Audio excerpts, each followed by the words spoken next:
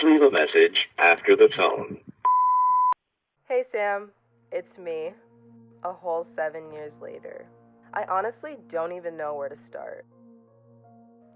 I'm 20 now, which means that my teenage days are finally behind me.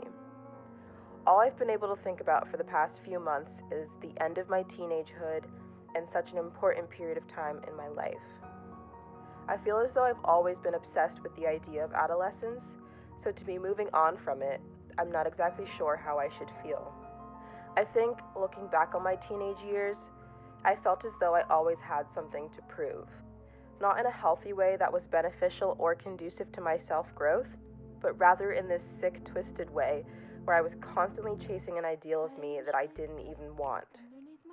And perhaps that was a result of my upbringing in predominantly white spaces, but regardless of the cause, I'm so glad to have moved on from that mindset. Throughout the past 7 years, I've been to many places and experienced many new things. From learning to drive, graduating high school, moving to college, and living in a foreign country, I have definitely learned a lot about myself, others, and the world.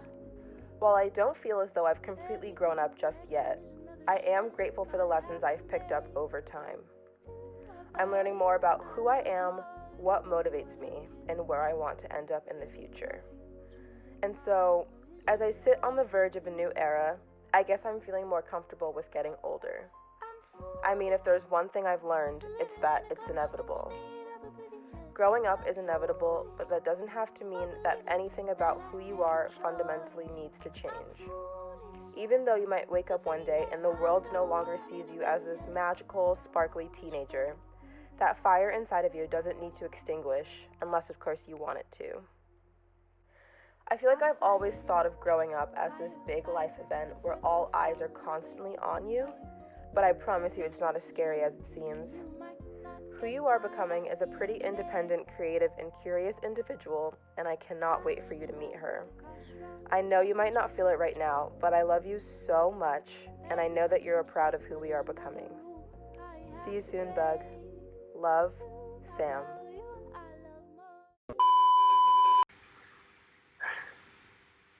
It's been real. I'm foolish for living in a constant state of oblivion.